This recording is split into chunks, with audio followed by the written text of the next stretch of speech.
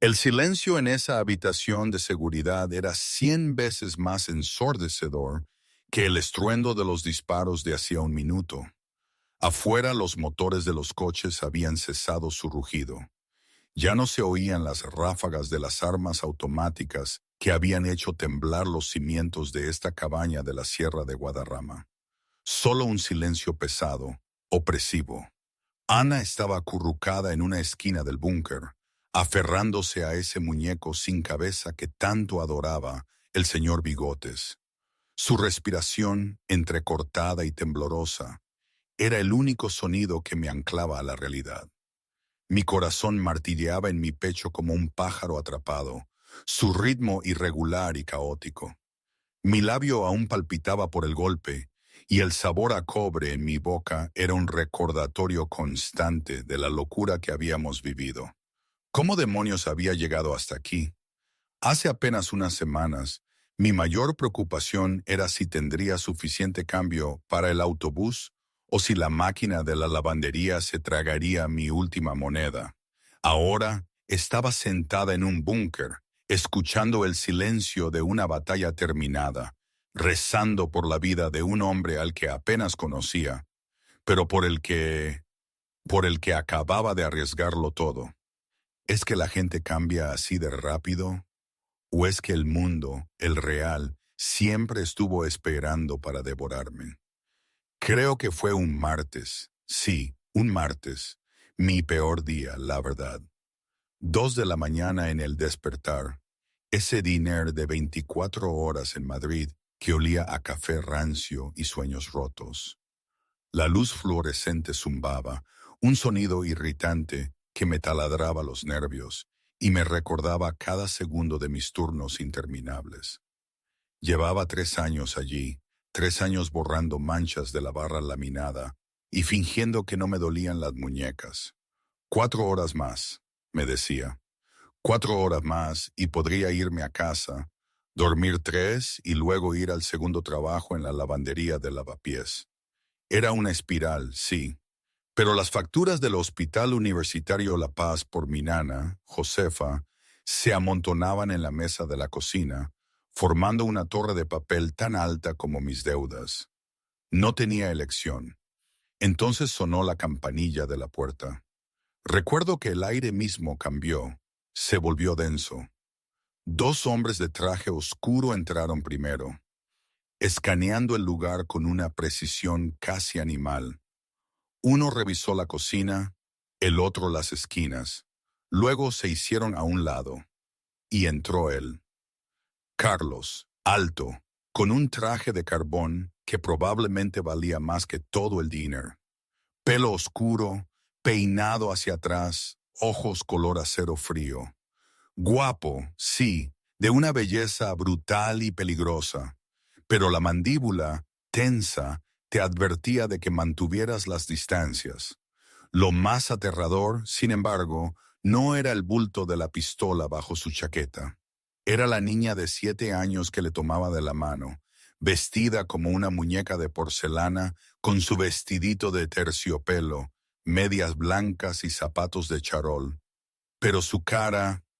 Esa niña tenía el ceño fruncido con una intensidad que podía agriar la leche. «No quiero tortitas», chilló la niña, y el sonido rompió el silencio de muerte del local. «Ana, vámonos a casa», dijo Carlos, con una voz profunda, cansada. Se notaba que no dormía, que lidiaba con algo más grande que un simple berrinche. «Vamos a comer y luego nos vamos a casa. Siéntate». «No», gritó Ana, y el golpe de su pie contra el linóleo hizo temblar el suelo. Los 2 guardaespaldas se encogieron. Los pocos clientes que había, un camionero y una enfermera con ojeras tan grandes como las mías, hundieron la cara en sus platos, aterrorizados. En Madrid, todos conocían a Carlos Alcántara. Se hablaban las historias. Si te cruzabas con él, desaparecías. Pero Ana, al parecer, no compartía ese respeto por su reputación.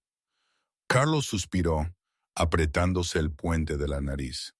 Parecía el tipo de hombre que podía cerrar un trato multimillonario, pero no sabía cómo convencer a una niña de 7 años para que desayunara. La guió a una mesa junto a la ventana. Era mi mesa.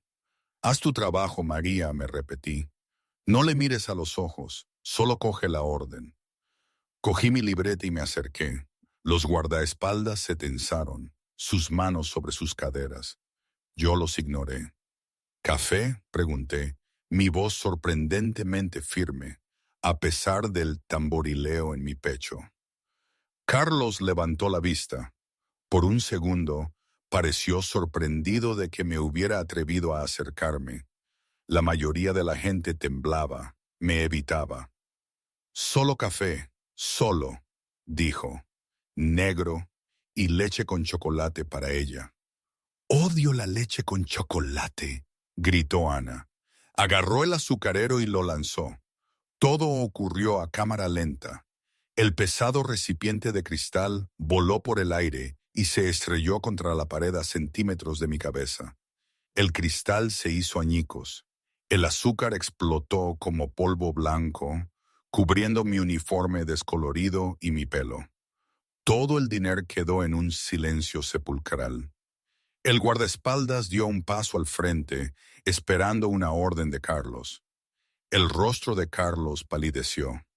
Se puso de pie, su silla arrastrándose ruidosamente. «Ana, ya basta». «Te odio», le gritó Ana, las lágrimas cayéndole por la cara. «Quiero a mamá».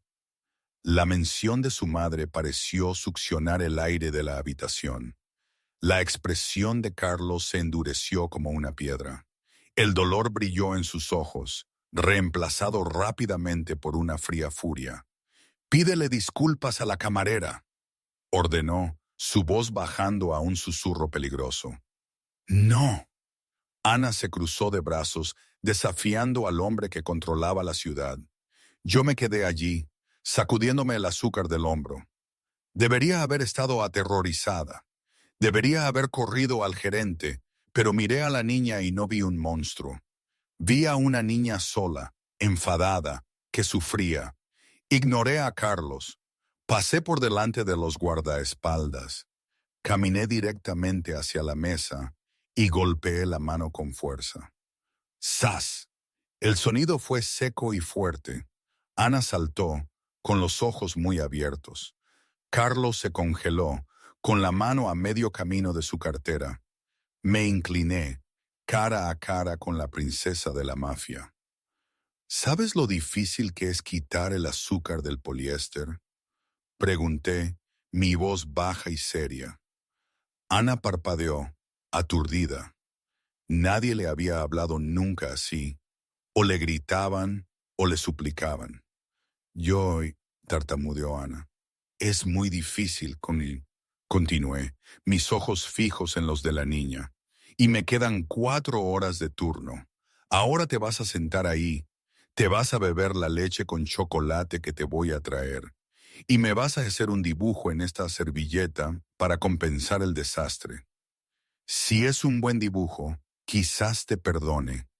Si es malo, bueno, supongo que tendré que decirle al cocinero que ponga brócoli en tus tortitas». La boca de Ana se abrió. «¿No puedes hacer eso?». «Inténtalo», dije, arqueando una ceja. «Conozco al cocinero. Le encanta el brócoli. Lo pone en todo, hasta en el helado». Ana miró a María, luego a su padre, luego a mí de nuevo. La tensión en sus pequeños hombros se relajó. Una diminuta curiosidad brilló en sus ojos. «El helado de brócoli es asqueroso». «Asqueroso», asentí. «Entonces, tenemos un trato. Leche con chocolate y un dibujo». Ana dudó, luego asintió con un pequeño y reacio gesto. Me enderecé, hice clic con mi bolígrafo y miré a Carlos, quien me miraba como si me hubiera salido una segunda cabeza. «¿Y para usted?», pregunté casualmente, como si no fuera el hombre más peligroso de la ciudad. «¿Solo el café?». Carlos parpadeó, aclarándose la garganta. Sí, solo el café. Enseguida. Mientras me dirigía a la cocina, podía sentir sus ojos clavados en mi espalda. No lo sabía aún, pero acababa de pasar la entrevista más peligrosa de mi vida. Los siguientes 20 minutos fueron los más tranquilos que Carlos Alcántara había vivido en 6 meses. Observaba incrédulo cómo su hija, la misma niña que había mordido a su última niñera, se sentaba tranquilamente a dibujar un gato torcido en una servilleta, bebiendo su leche con chocolate. Miré a la camarera. Era delgada, demasiado. Su uniforme estaba deshilachado por el dobladillo, y tenía ojeras que hablaban de un cansancio profundo. Su identificación decía María. «Papi, mira», dijo Ana levantando la servilleta. «Es un gato muy bonito». «A zorro», dijo Carlos distraído. Cuando volví con la cuenta, Ana me acercó la servilleta. «Aquí». La cogí, examinándola con la seriedad de una crítica de arte. Buenos bigotes. Vale, estás a salvo. Hoy no hay tortitas de brócoli. Ana se rió. Fue un sonido oxidado, poco usado, pero ahí estaba. Carlos sacó un fajo de billetes. Retiró 5 billetes de 100 euros y los puso sobre la mesa. Yo miré el dinero, luego a él. La cuenta era de 12,50 euros. «Quédate el cambio», dijo Carlos, poniéndose de pie y abotonándose la chaqueta. «¿Por el azúcar?» «No puedo aceptar eso», dije firmemente. «La propina va al bote. No acepto caridad». Carlos hizo una pausa. En su mundo, todo el mundo aceptaba el dinero. Todo el mundo tenía un precio. No es caridad, es un pago por el silencio y por manejar la situación. Solo le hablé como a un ser humano, dije, arrancando el recibo de mi libreta. 12,50. Quédese su dinero manchado de sangre. Los guardaespaldas se quedaron boquiabiertos. Uno de ellos, un hombre corpulento llamado Jorge, dio un paso al frente. «Mide tus palabras, muchacha». Carlos levantó una mano para detenerlo. Una sonrisa lenta e intrigada asomó a sus labios. «¿Dinero manchado de sangre? ¿Sabes quién soy?» «Vivo en Madrid, señor Alcántara. Soy pobre, no estúpida». Puse el recibo sobre la mesa y me fui a atender a un camionero en la barra. Carlos me miró fijamente durante un largo momento. Luego dejó un solo billete de 20 euros, respetando mi petición, pero aún así dejando una propina excesiva, y tomó la mano de Ana. Mientras salían, Ana miró por encima del hombro, saludándome con la mano. Yo le devolví un pequeño saludo. 2 días después, mi mundo se desmoronó. Volví a mi pequeño y destartalado apartamento en Lavapiés y encontré un aviso de desahucio pegado en la puerta. Dentro, mi nana, Josefa, tosía. Un sonido húmedo y ronco que me heló la sangre. «Estoy bien, cariño», jadeó Josefa, sentada en su sillón envuelta en 3 mantas. «Solo un pequeño resfriado». «No es un resfriado, nana», dije, conteniendo las lágrimas mientras revisaba los botes de medicinas vacíos sobre la encimera. «Necesito que te renueven la receta. Dijeron que no lo harían hasta que pagáramos el saldo». «No te preocupes por mí», dijo Josefa suavemente. Fui al baño y abrí la ducha para disimular el sonido de mi llanto. Tenía 70 euros en mi cuenta bancaria. El alquiler llevaba 2 meses sin pagar. Las facturas médicas ascendían a miles. Me estaba ahogando. Cuando salí seca y vestida con mi segunda mejor ropa para un turno en la lavandería, llamaron a la puerta. No era el casero. En mi pasillo estaba Jorge, el guardaespaldas gigante del diner. Llenaba todo el marco de la puerta. Instintivamente intenté cerrar la puerta, pero Jorge la bloqueó con una mano enorme. No empujó, simplemente la mantuvo firme. «Señorita Rivas», dijo Jorge, su voz sorprendentemente educada. El señor Alcántara solicita su presencia. Yo no vi nada. Tartamudeé, el pánico creciendo. No le conté a nadie lo del dinner. Por favor, solo quiero ir a trabajar. No está en problemas, dijo Jorge. Metió la mano en el bolsillo de su chaqueta. Me encogí esperando un arma. En cambio, sacó un sobre grueso, de color blanco crema, sellado con cera roja. Quiere ofrecerle un trabajo. Miré el sobre. Tengo un trabajo. Tengo dos. No como este, dijo Jorge. Ábralo. Con manos temblorosas rompí el sello. Dentro había una sola hoja de cartulina pesada. Escrito en elegante tipografía, las palabras puesto, cuidadora gobernanta, cliente, familia Alcántara, salario 10,000 euros semanales, más beneficios médicos completos y vivienda. Dejé de respirar, 10,000 euros a la semana. Eso era más de lo que ganaba en un año. Pagaría las facturas médicas en un mes. Salvaría a mi nana. ¿Es una broma?, susurré. El jefe no bromea, dijo Jorge. El coche está abajo. Si dice que no, nos vamos y nunca más sabrá de nosotros. Si dice que sí, sus deudas quedan saldadas a partir de esta mañana. Miré hacia mi nana que dormitaba en el sillón, temblando bajo las mantas. Miré el aviso de desahucio sobre la mesa. Me di cuenta entonces de que no solo estaba aceptando un trabajo, estaba vendiendo mi alma al diablo para salvar a la única persona que amaba. Déjeme coger mi abrigo, dije. El viaje a la finca de los Alcántara fue silencioso. El coche era un SUV negro, con cristales tintados y blindados.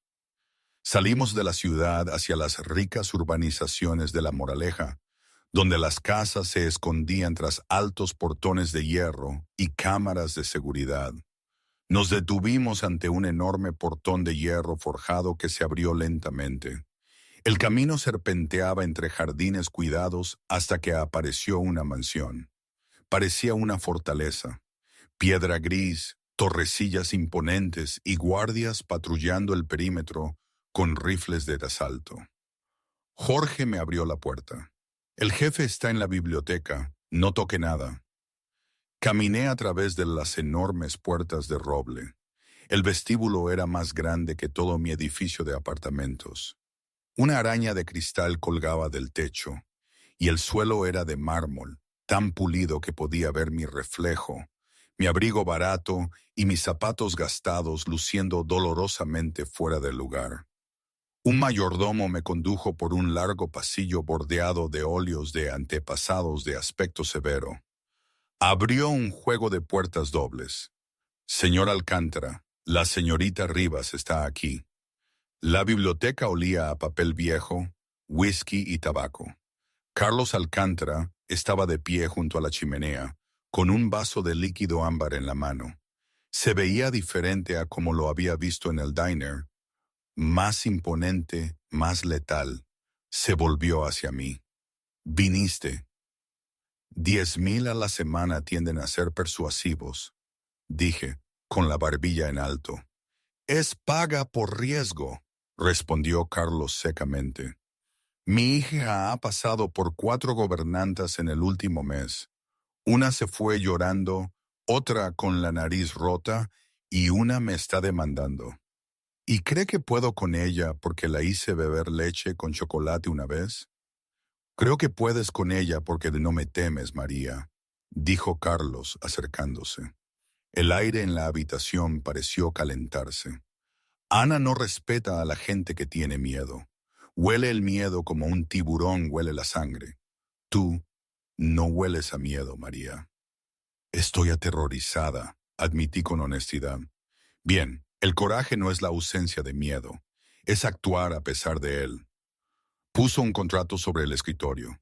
Fírmalo. Las facturas del hospital de tu abuela ya han sido transferidas a mi cuenta privada.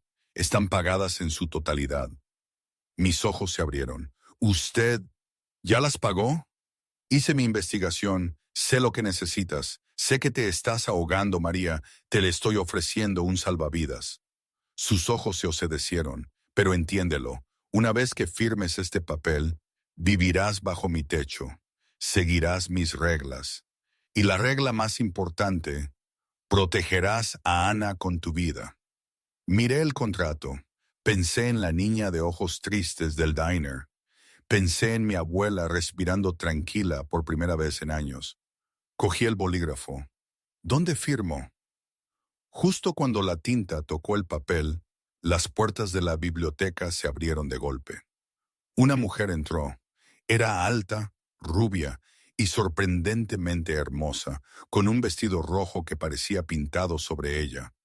Sus ojos eran penetrantes, escaneándome con instantáneo desdén. Esta era Ana Teresa, la cuñada de Carlos, hermana de su difunta esposa.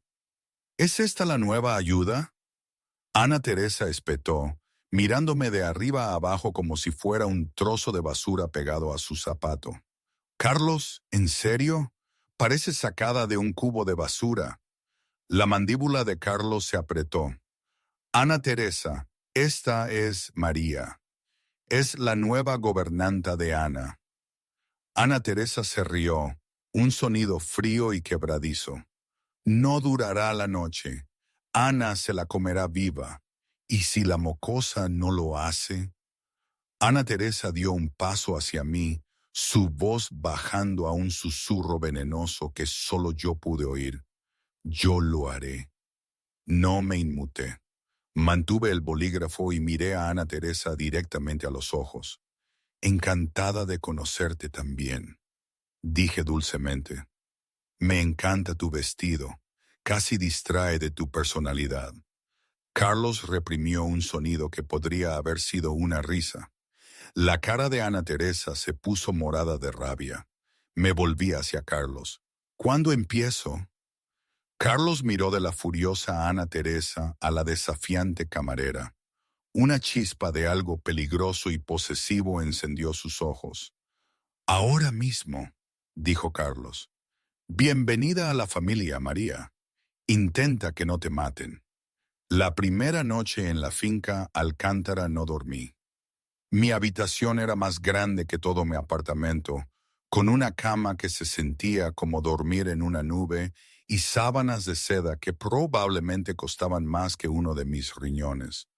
Pero el silencio de la casa era pesado. No era un silencio de paz. Era el silencio de un aliento contenido, esperando a que cayera la otra zapato. A las 6 de la mañana ya estaba despierta. Me vestí con el uniforme que Ana Teresa me había dejado, un traje de falda gris rígido que me irritaba el cuello. Me miré al espejo y no me reconocí. Parecía una sirvienta. Era una sirvienta. Pero mientras me recogía el pelo, recordé las palabras de Carlos. Ana huele el miedo. No sería una sirvienta. Sería una aliada. Marché hacia la cocina. Era un espacio industrial, reluciente de acero inoxidable. El chef principal, un hombre llamado Enrique que parecía medir la alegría en microgramos, picaba cebollas con una velocidad aterradora. Disculpe, dije. Enrique no levantó la vista. El desayuno del personal es a las 7. Tostadas y avena. Esperen en el pasillo. No estoy aquí por tostadas, dije, pasando a su lado hacia la despensa. Estoy aquí por Ana. ¿Le gustan los huevos? La señorita Ana no desayuna, se burló Enrique. Ella lanza el desayuno. Eso es porque probablemente le sirve algo raro, como huevos de codorniz escalfados sobre espuma de espárragos. Murmuré, cogiendo una barra de pan blanco y un trozo de queso cheddar. ¿Dónde está la mantequilla? Enrique dejó de picar. Se giró, cuchillo en mano, con aire ofendido. ¿Qué le esté haciendo a mi cocina? Haciendo un sándwich de queso a la plancha, dije, encendiendo la estufa. De los que gotean, de los que ensucian, de los que una niña de 7 años realmente come. Cuando Ana entró al comedor una hora después, el olor a mantequilla derretida y pan tostado llenaba el aire. Ana arrastraba a su muñeco sin cabeza, con su habitual ceño fruncido matutino. Ana Teresa ya estaba sentada a la mesa, bebiendo café negro y mirando su teléfono.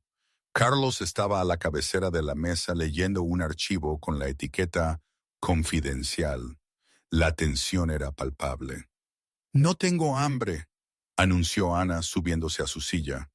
«Bien», dije, entrando con un plato. Puse un sándwich de queso a la plancha dorado y perfectamente crujiente delante de Carlos. «No de Ana, porque esto lo hice para tu padre». Carlos levantó la vista, sorprendido. ¿Para mí? Sí, mentí suavemente. Es una receta especial, muy picante. Definitivamente no para niños. Los niños no pueden con el sabor tan intenso a queso. Ana entrecerró los ojos, miró el sándwich. El queso se desbordaba por los lados. Tenía una pinta increíble. «¿Puedo con lo picante?», desafió Ana.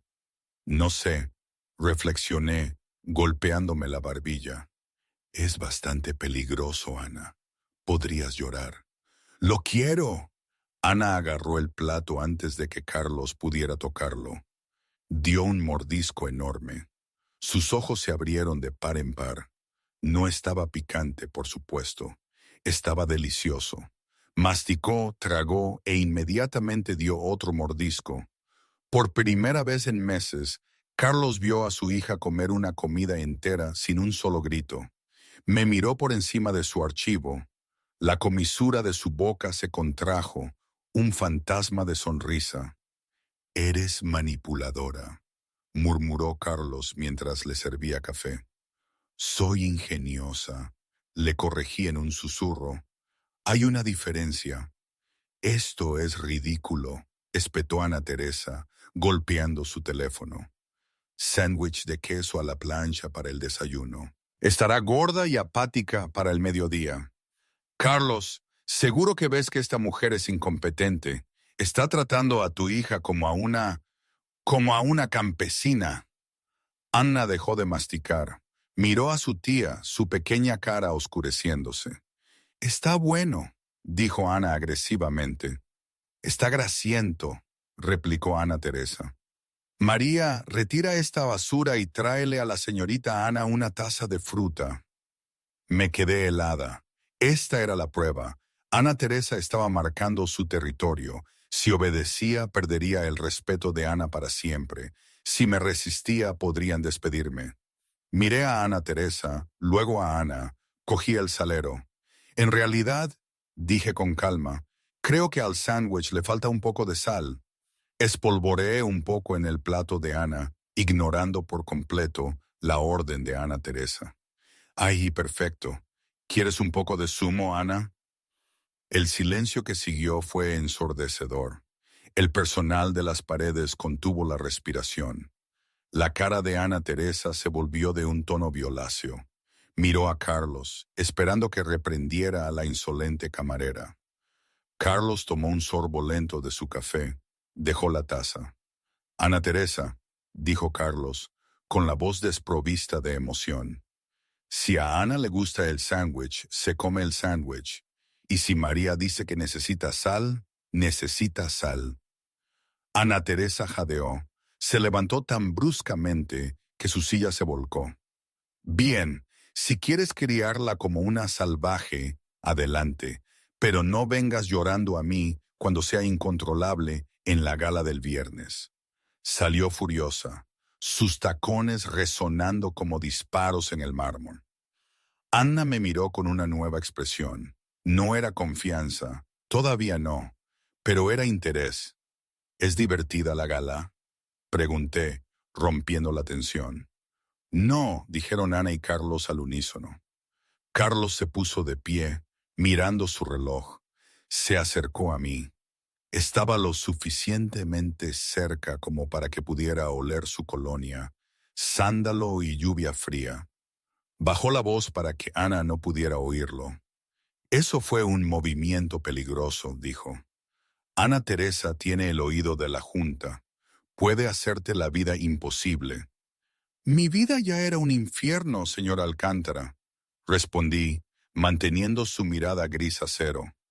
Sobrevivía a avisos de desahucio y a un gerente que me robaba las propinas. Una mujer con un vestido rojo no me asusta. Carlos estudió mi rostro. Sus ojos descendieron a mis labios por una fracción de segundo antes de volver a mis ojos. Asegúrate de que Ana esté lista para la gala. Es una pesadilla de seguridad, pero tenemos que hacer acto de presencia. No la pierdas de vista, ni un segundo. No lo haré. ¿Y María? Sí. Hazme uno de esos sándwiches mañana. Se dio la vuelta y salió, flanqueado por Jorge. Solté un aliento que no sabía que estaba conteniendo. Miré a Ana, que se estaba lamiendo la grasa de los dedos. Y bien, dijo, ¿qué es una gala y por qué la odiamos? Ana levantó la vista, su expresión grave. Es donde la gente me pellizca las mejillas y le miente a papá y tengo que llevar un vestido que pica. Bueno, dije cogiendo una servilleta, vamos a cambiar las reglas. Si pica, no lo llevaremos. A ver, aquí tengo que parar un segundo. ¿De verdad todo esto estaba pasando? Yo, María Rivas, que hace unas semanas se preocupaba por llegar a fin de mes, ahora estoy en una mansión, discutiendo sobre vestidos con la hija de de un hombre de negocios muy influyente. Y mi vida peligra de verdad. Es que, ¿quién se lo creería? Suena a cuento barato, ¿verdad? Como si hubiera salido de una película. Pero aquí estoy, con los pies en la tierra, en la alfombra persa, sintiendo la tensión en el aire, sabiendo que una decisión equivocada podría costarme la vida. O la de Ana. La gente cree que la mafia es solo violencia, pero no, es todo esto. Es la lucha de poder, el engaño, los secretos enterrados. Y yo, que solo quería salvar a mi nana, me he metido en el centro de todo. Un salvavidas, dijo Carlos, o una soga al cuello. Aún no lo sé, pero no podía mirar atrás. Ya no había vuelta. El viernes llegó con la sutileza de un huracán. La finca Alcántara se transformó en una fortaleza de alta costura y alta seguridad. La gala anual de la Fundación Infantil de Madrid se celebraba en los jardines, lo que significaba que 300 de los tiburones más ricos de la ciudad se dirigían a la casa de Carlos. Yo estaba en la habitación de Ana negociando los términos de la noche. No me pongo el rosa, declaró Ana desde dentro de su armario. De acuerdo, dije, sentada en el suelo. ¿Y si nos ponemos el azul, pero tú te pones tus zapatillas de bota debajo? Nadie las verá bajo la falda larga. Ana asomó la cabeza. ¿Las brillantes? ¿Las brillantes? Ana consideró el trato. Preparar a Ana fue lo fácil. Lo difícil era yo misma. No tenía nada que ponerme. Había asumido que llevaría mi uniforme, pero Jorge había aparecido en mi puerta hacía una hora con una funda de ropa. El jefe dice que hoy no hay uniformes. Te camuflas, eres seguridad a plena vista. Abrí la funda. No era un uniforme de criada. Era un vestido de noche, un vestido de seda azul medianoche que fluía como el agua. Era modesto, pero deslumbrante, cortado para permitir el movimiento, cortado para alguien que podría necesitar correr. Cuando bajé la gran escalera una hora después, el ruido en el salón pareció disminuir. No llevaba joyas, no llevaba maquillaje profesional, pero el vestido me sentaba como una segunda piel, resaltando la fuerza de mis hombros y la gracia de mi caminar. Carlos estaba al pie de la escalera hablando con un senador. Se detuvo a mitad de frase. Sus ojos me siguieron mientras descendía, un destello de pura hambre reemplazando su habitual expresión guardada. ¿Él quién es?, preguntó el senador. La gobernanta de mi hija, dijo Carlos, su voz más tensa de lo normal. Llegué abajo. Me sentía expuesta a pesar del escote alto. ¿Está bien? Me siento como si estuviera jugando a disfrazarme. ¿Te ves? Carlos se aclaró la garganta. recuperando la compostura. Te camuflas. Bien. Quédate cerca de Ana. Aléjala de las puertas del patio. La rejilla de seguridad es más débil allí. ¿Entendido? Entendido. La fiesta fue un torbellino de sonrisas falsas y champán caro. Yo me movía entre la multitud como un fantasma. Mis ojos escaneaban constantemente la habitación. No bebía, no socializaba, estaba trabajando. Localicé a Ana Teresa, que presidía un grupo cerca del bar, luciendo deslumbrante y letal en verde esmeralda. Ana Teresa me vio y le susurró algo a un grupo de socialites que se giraron y rieron. Las ignoré. Estaba observando a un camarero. Era un hombre alto con un bigote fino que llevaba una bandeja de entremeses. Estaba sudando. Los camareros no sudan así, pensé. No en una habitación con aire acondicionado. Y no estaba sirviendo la comida. Daba vueltas por el perímetro, acercándose cada vez más a donde Ana estaba sentada, con un grupo de otros niños cerca de la escultura de hielo. Mis instintos, perfeccionados por años de observar borrachos y ladrones en diners de 24 horas, gritaron peligro. Empecé a moverme. «María, ¿a dónde vas?», preguntó Carlos, interponiéndose en mi camino. «Ese camarero», susurré urgentemente. «El del bigote». «¿Quién es?». Carlos miró por encima. «No lo conozco. El personal de catering fue revisado». «No está sirviendo», dije, empujando a Carlos. «Está cazando». En ese momento las luces del salón se apagaron. La oscuridad se tragó la habitación. Estallaron los gritos. El sonido pesado de cristales rompiéndose resonó. «¡Ana!», rugió Carlos, su voz cortando el pánico. Yo no grité. Corrí. Había memorizado el diseño de la habitación. Sabía exactamente dónde estaba la escultura de hielo. Corrí a través de la oscuridad, derribando invitados, ignorando el caos. Un haz de luz cortó la oscuridad, no de un teléfono, sino de una luz táctica unida a un cañón. Recorrió a la multitud y se posó en Ana, que estaba paralizada por el terror. El camarero estaba allí. Ya no sostenía una bandeja, sostenía una pistola con silenciador. «Adiós, princesa», siseó el hombre. Levantó el arma. No me vio. Yo no tenía un arma.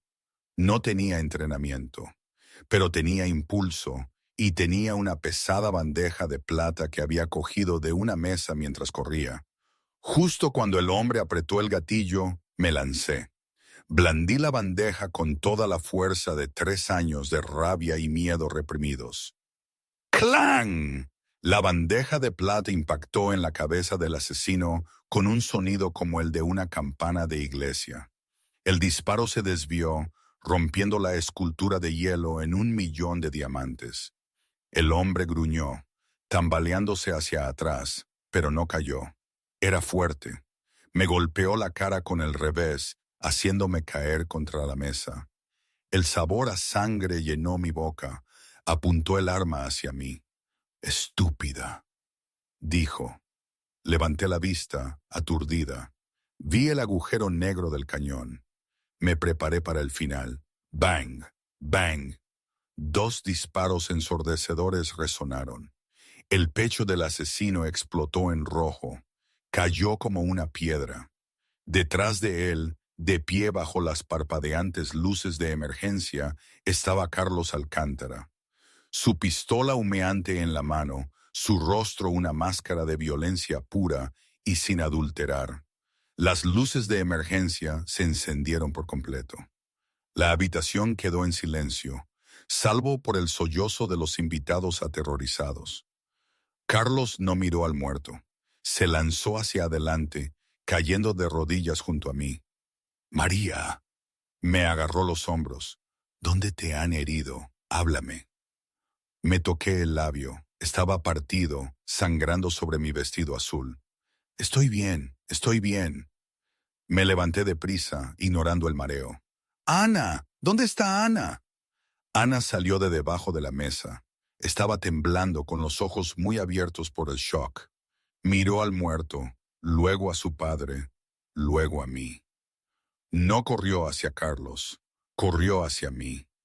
Ana enterró la cara en mi vestido de seda, sollozando incontrolablemente.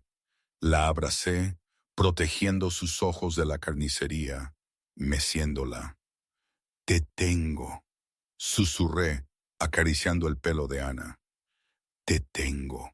Él no puede hacerte daño. Carlos nos observó. Vio la sangre en mi cara, sangre que había derramado por su hija. Vio la forma en que Ana se aferraba a mí. Vio la bandeja de plata abollada en el suelo.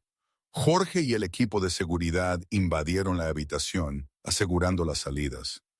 «Jefe», dijo Jorge sin aliento, «tenemos una brecha en la puerta oeste. Fue un ataque coordinado. Tenemos que ir al refugio». Carlos asintió, pero no se movió todavía. Extendió la mano y tocó mi mejilla, su pulgar limpiando un rastro de sangre. Su mano temblaba ligeramente, no por miedo, sino por la constatación de lo cerca que había estado de perderlo todo. «La salvaste», susurró Carlos, su voz ronca. «Es el trabajo», dije, mi voz temblaba. «No», dijo Carlos, ayudándome a levantarme, manteniendo un brazo posesivamente alrededor de mi cintura, mientras el otro sostenía su pistola. «Eso no fue un trabajo. Eso fue familia». Se volvió hacia sus hombres, sus ojos fríos como el hielo. «Averigüen quién lo envió», ordenó Carlos, su voz resonando en el silencioso salón de baile. «Quemen la ciudad si es necesario, pero encuéntrenlos. Nadie toca lo que es mío». Y al decirlo, no miraba la mansión ni su fortuna, me miraba a mí y a Ana. El refugio no era una casa, era una fortaleza disfrazada de cabaña de madera, enterrada en lo profundo de los densos bosques de la Sierra de Guadarrama, a 3 horas del caos de Madrid.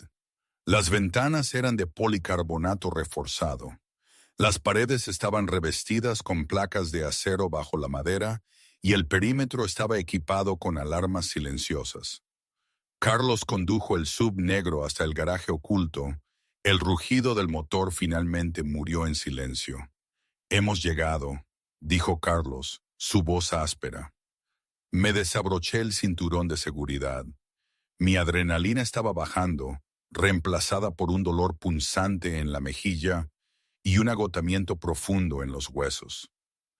Ana dormía en el asiento trasero, agarrando mi mano con tanta fuerza que sus nudillos estaban blancos. «Yo la llevaré», dijo Carlos. Abrió la puerta trasera y levantó suavemente a su hija. Ana se agitó, pero no se despertó, hundiendo la cara en su hombro. Dentro, la cabaña estaba fría. Carlos acomodó a Ana en una habitación que parecía estar siempre lista para ellos. Sábanas limpias, una pequeña luz nocturna y pesadas cortinas opacas. Yo me quedé en la sala principal, abrazándome los brazos. El vestido azul medianoche estaba arruinado, manchado de sangre y suciedad. Temblaba, no por frío, sino por la conmoción. Había golpeado a un hombre. Había visto a un hombre morir. Carlos salió de la habitación de Ana. Pasó por la cocina y fue directamente a un panel de pared, tecleando un código. La chimenea se encendió automáticamente con un silbido de gas, proyectando un cálido resplandor anaranjado sobre la habitación. Se volvió hacia mí. Ya no parecía el jefe de la mafia. Parecía un hombre que había visto demasiado. «Siéntate», ordenó suavemente, señalando el sofá de cuero. «Necesito mirarte la cara». Me senté. Carlos regresó con un botiquín de primeros auxilios. Se sentó en la mesa de centro frente a mí, sus rodillas rozando las mías. Vertió antiséptico en una almohadilla de algodón. «Esto picará». «He tenido cosas peores», susurré. «No», dijo Carlos, sus ojos fijos en los míos. No las has tenido. Nunca deberías haber estado en esa posición, María. Te fallé. Tú no me fallaste. Me salvaste. Salvaste a Ana primero. Carlos me dio golpecitos en el corte del labio. Yo siseé de dolor. Su mano se detuvo, flotando cerca de mi cara. Sus dedos eran ásperos, callosos por la violencia, pero su toque era increíblemente suave. ¿Por qué? Podrías haber corrido. La mayoría de la gente corre. Es solo una niña, Carlos, y sé lo que se siente al estar asustada y sola. Bajé la mirada a mis manos. Cuando tenía 7 años, mi padre se fue. Mi madre no estaba. Pasé mucho tiempo escondida bajo las mesas, esperando que nadie me encontrara. Vi a Ana bajo esa mesa y simplemente actué. Carlos me miró fijamente, un cambio profundo ocurriendo detrás de sus ojos gris acero. No miraba a una empleada, miraba a una igual. Eres extraordinaria, María Rivas. El aire entre nosotros se hizo denso, cargado con la electricidad de la supervivencia. Carlos se inclinó ligeramente, su mirada descendió a mi boca. Se me cortó el aliento. No me aparté. Papi. La voz rompió el echam. Carlos y yo nos separamos bruscamente. Ana estaba de pie en el umbral, frotándose los ojos, aferrada a su muñeco sin cabeza. Tuve un mal sueño. El hombre malo estaba allí. Carlos se puso de pie al instante. El hombre malo se ha ido, zorro. Nunca más podrá hacerte daño. ¿Puede María dormir en mi habitación? Preguntó Ana, su voz pequeña. No quiero estar sola. Carlos me miró. Era una ruptura del protocolo. El personal no dormía con la familia, pero las reglas de la mansión no se aplicaban en el bosque. Si a María no le importa, dijo Carlos. No me importa, dije suavemente. Me puse de pie, mis piernas temblaban. Vamos, bichito, a dormir. Esa noche me tumbé sobre las sábanas en la cama individual junto a Ana. Escuché el aullido del viento afuera. Por primera vez en mi vida, no me preocupaba el alquiler ni las facturas. Me preocupaba el hombre de la habitación de al lado y el hecho de que moriría por esta familia. Apenas los conocía desde hacía una semana. La mañana siguiente fue surrealista en su normalidad. Carlos cortaba leña afuera, una actividad que encontraba distractora y atractiva. Se había quitado el traje por vaqueros y una camisa de cuadros, y el trabajo físico parecía estar quemando su ira. Dentro encontré un alijo de mezcla para tortitas en la despensa. Cuando Carlos volvió sacudiéndose la nieve de las botas, la cabaña olía a jarabe de arce y tocino. Ana estaba sentada en la encimera, riendo. Tenía harina en la nariz. Papi, María me enseñó a voltearlas.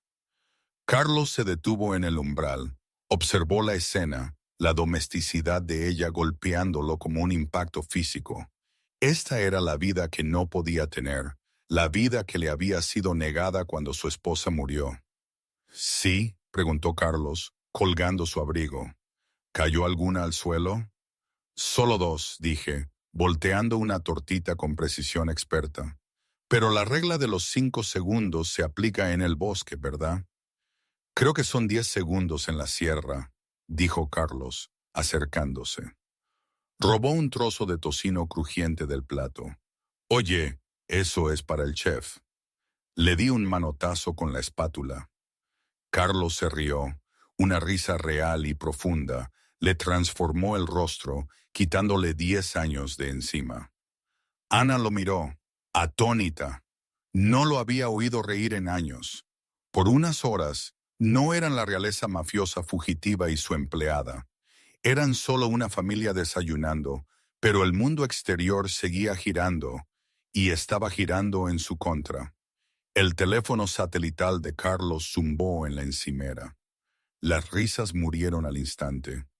Lo cogió. Diga, era Jorge. Jefe. La voz de Jorge era diminuta y urgente. Encontramos el rastro del dinero. No le va a gustar. La cara de Carlos se endureció, la máscara volvió a su lugar. Dime. Yo lo observé, la espátula congelada en mi mano.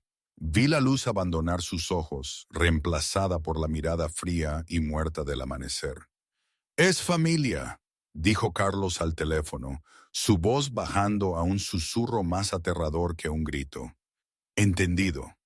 Ocúpate. Colgó. Nos miró a mí y a Ana.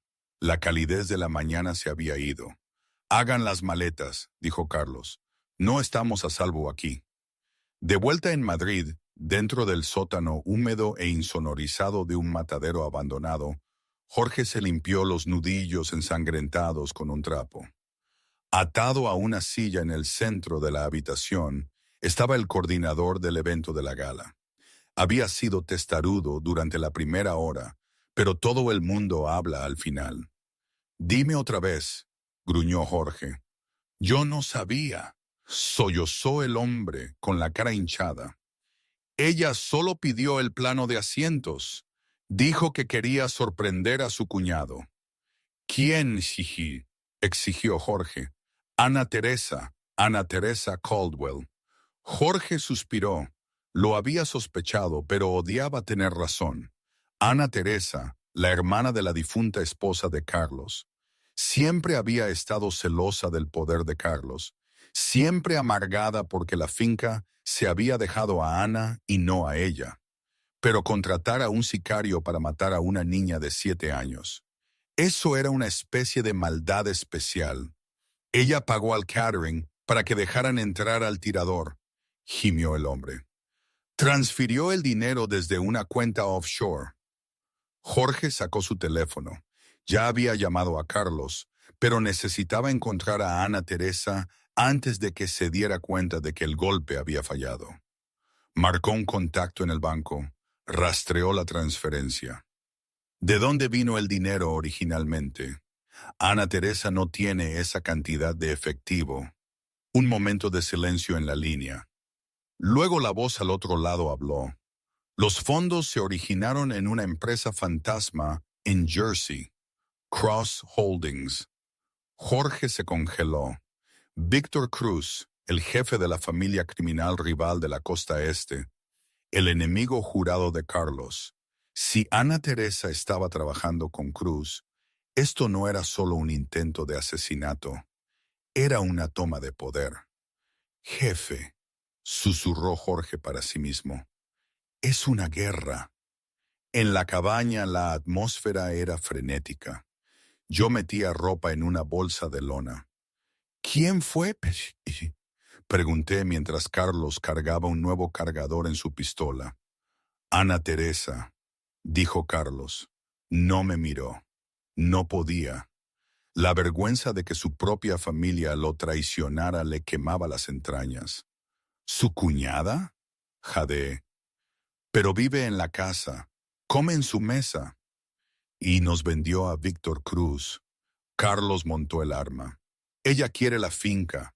Cruz quiere el territorio. Hicieron un trato. Ana es la única heredera. Si Ana se va, Ana Teresa se queda con todo. Terminé de sentirme mal. Papi, no encuentro al señor Bigotes. Lloró Ana desde el dormitorio. El señor Bigotes era el muñeco sin cabeza. Déjalo, Ana, ladró Carlos, su estrés desbordándose. Tenemos que irnos. No, gritó Ana, zambulléndose bajo la cama. Lo necesito. Corrí a la habitación. Ana, vamos, tenemos que irnos. Me metí bajo la cama y agarré el muñeco. Al sacarlo, mi mano rozó la espalda del muñeco. Se sentía duro, con bultos. Me detuve. Volví el muñeco. La costura de la espalda era nueva, burda. Ana, dije lentamente, ¿la tía Ana Teresa alguna vez jugó con el señor Bigotes? Sí, sorbió Ana. Me lo arregló la semana pasada. Dijo que le había vuelto a poner el corazón. La sangre se me heló. Abrí la costura del muñeco. Enterrado dentro del relleno no había un corazón. Era un disco de plástico negro del tamaño de una moneda, parpadeando con una lenta luz roja. Un rastreador GPS. ¡Carlos!, grité. Carlos entró corriendo en la habitación. Yo levanté el muñeco y el dispositivo parpadeante.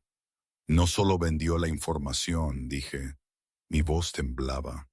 Nos ha estado rastreando. Sabe exactamente dónde estamos. Carlos miró el dispositivo. La luz roja parpadeó más rápido. Bip, bip, bip. Carlos agarró el dispositivo y lo aplastó bajo su bota. ¡Al suelo! Me agarró a mí y a Ana, cubriendo nuestros cuerpos con el suyo justo cuando la ventana delantera de la cabaña se hizo añicos. ¡Crack! Un proyectil de rifle de alta potencia atravesó el cristal, incrustándose en la pared exactamente donde yo había estado de pie un segundo antes. «Están aquí», gruñó Carlos. Nos arrastró al pasillo, lejos de las ventanas. El sonido de los motores rugió afuera. No un coche, sino muchos. Neumáticos crujiendo sobre la grava. Puertas dando portazos. «¿Cuántos?», pregunté, aferrándome a Ana. Carlos miró a través de una rendija de las persianas. 6 hombres, fuertemente armados. El escuadrón de élite de Cruz. Me miró. Me entregó un pequeño revólver de su pistolera de tobillo.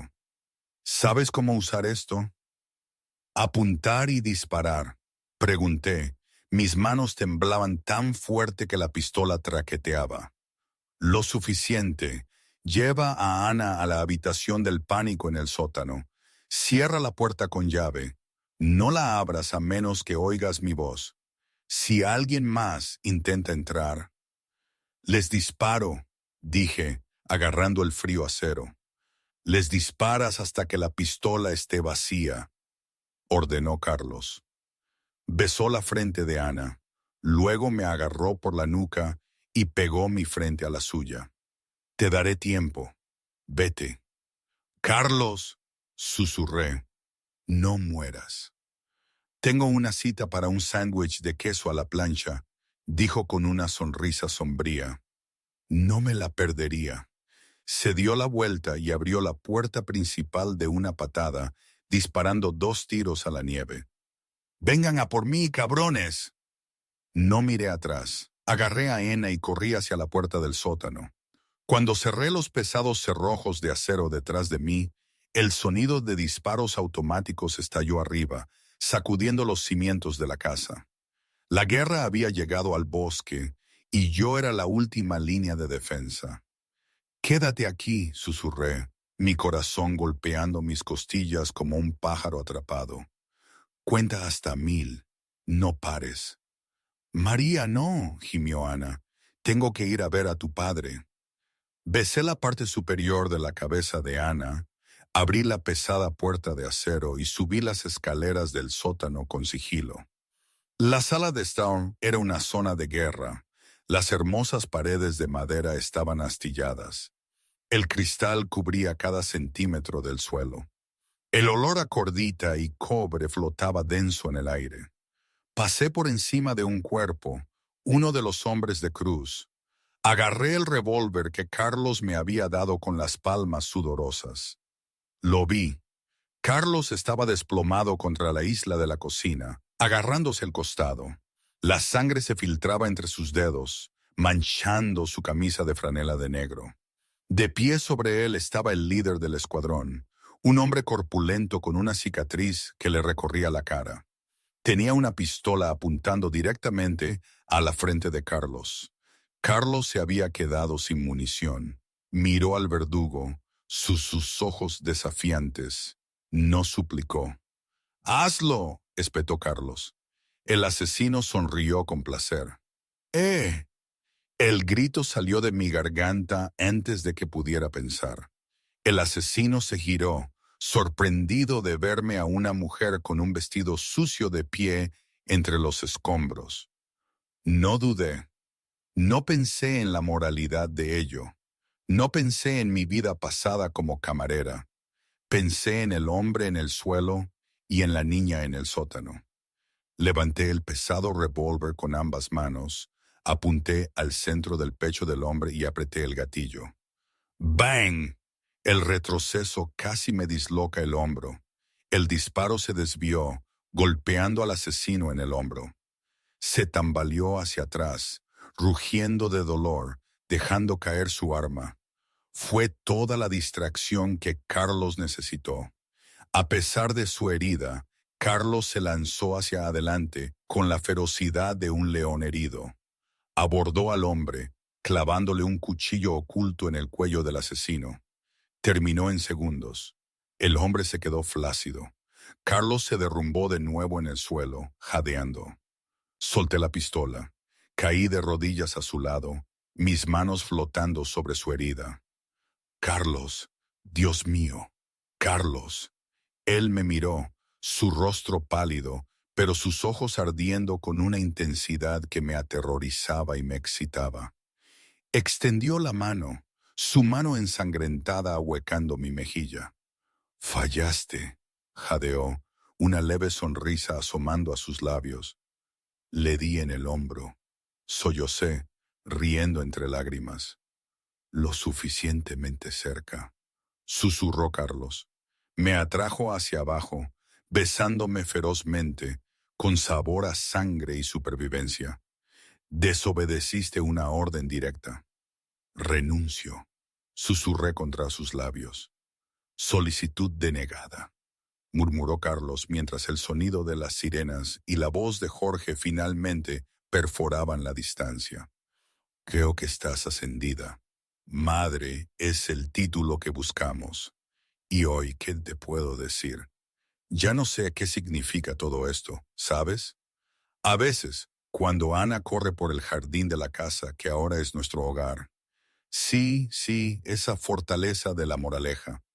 Y Carlos la mira con ese atisbo de sonrisa que solo muestra a nosotras. Pienso que fue lo mejor que me pudo pasar, que era el destino o la suerte o qué sé yo. Pero otras veces, por la noche, cuando el silencio vuelve a pesar, y recuerdo ese diner o el rostro de mi nana en su cama de hospital, me pregunto si tomé la decisión correcta, si me vendí demasiado barato o demasiado caro, si esta familia es lo que siempre quise o solo lo que me tocó. Ana me llama mamá con una naturalidad que a veces me desarma, y Carlos, bueno, Carlos es Carlos.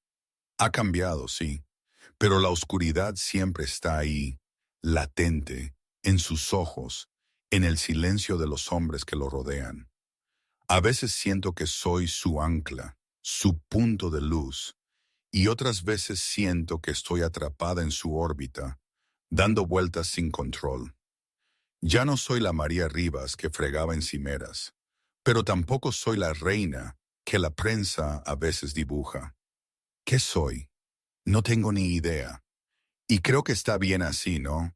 No todo tiene que tener una respuesta clara. La vida es un desorden, y esta es